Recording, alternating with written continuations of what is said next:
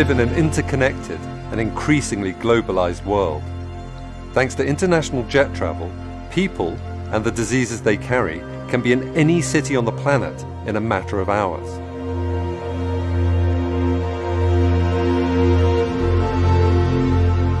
And once the virus touches down, sometimes all it takes is one sneeze to spread the infection throughout the community.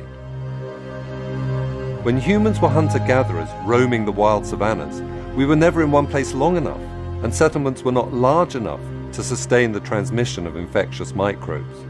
But with the advent of the agricultural revolution 10,000 years ago, and the arrival of permanent settlements in the Middle East, people began living side by side with animals, facilitating the spread of bacteria and viruses between cattle and humans. Epidemics and pandemics come in many shapes and forms. In 2010, for instance, a devastating earthquake struck Haiti, forcing thousands of people into temporary refugee camps. Within weeks, the camps had become breeding grounds for cholera, a bacteria spread by contaminated water, triggering a countrywide epidemic. But the most common cause of epidemics are viruses such as measles, influenza, and HIV. And when they go global, we call them pandemics. Pandemics have occurred throughout human history. Some have left scars on the tissue and bone of their victims, while evidence for others comes from preserved DNA. For instance, scientists have recovered DNA from the bacteria that transmits tuberculosis from the remains of ancient Egyptian mummies. And in 2011, scientists investigating a plague pit in the City of London were able to reconstruct the genome of Yersinia pestis, the bacterium responsible for the Black Death of the 14th century. It is thought the plague originated in China in around 1340, spreading west along the Silk Road, the caravan route running from Mongolia to the Crimea. In 1347, the plague reached the Mediterranean, and by 1400 it had killed in excess of 34 million Europeans, earning it the title, the Great Mortality. It was later historians who called it the Black Death. However, by far the greatest pandemic killer is influenza. Flu is constantly circulating between the southern and northern hemispheres. In North America and Europe, seasonal flus occur every autumn and winter. As the majority of children and adults will have been exposed to the virus in previous seasons, these illnesses are usually mild. However, every 20 to 40 years or so, the virus undergoes a dramatic mutation. Usually this occurs when a wild flu virus circulating in ducks and farm poultry meets a pig virus and they exchange genes. This process is known as antigenic shift and has occurred throughout human history. The first recorded pandemic occurred in 1580. The 18th and 19th centuries saw at least 6 further pandemics. In terms of mortality, none can compare with the Great Flu pandemic of 1918.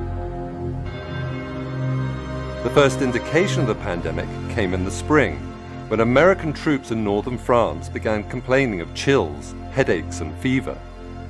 Then, the following September, at a US Army barracks near Boston, soldiers started collapsing on parade, prompting their removal to the camp infirmary.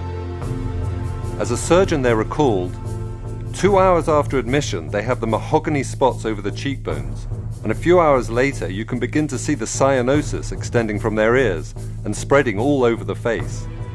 It is only a matter of a few hours then until death comes, and it is simply a struggle for air until they suffocate. On the SS Leviathan, a huge American transport en route to Bordeaux, sick men hemorrhaged blood from their noses, turning the decks between their bunks slick with bodily fluids. Meanwhile, British soldiers returning from northern France on furlough introduced the flu to Dover and other Channel ports, from where the virus was carried by rail to London. By the time the pandemic had run its course in April 1919, an estimated 675,000 Americans and 230,000 Britons were dead. In India alone, some 10 million were killed.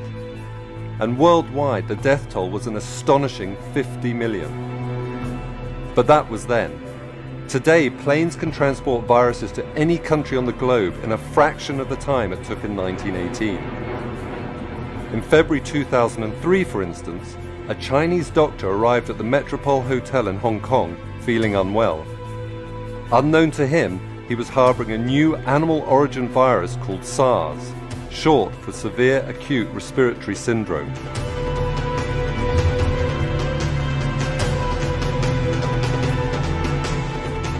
Within 24 hours of checking into room 913, 16 other guests had been infected, and over the following days, 5 boarded planes to overseas destinations, spreading the virus to Vietnam, Singapore, and Canada. Flights between Hong Kong, Toronto, and other international cities were quickly grounded, and thanks to other emergency measures, a pandemic was averted. By the time the outbreak was over 4 months later, SARS had infected 29 countries worldwide, and more than 1,000 people were dead. For all that the virus was rapidly contained, however, there was little that could be done about the alarming news reports carried by cable news channels and the internet. As bloggers added to the hysteria by spreading unfounded conspiracy theories, tourism in Hong Kong and other affected cities ground to a halt, costing businesses more than $10 billion. One business, however, did very well.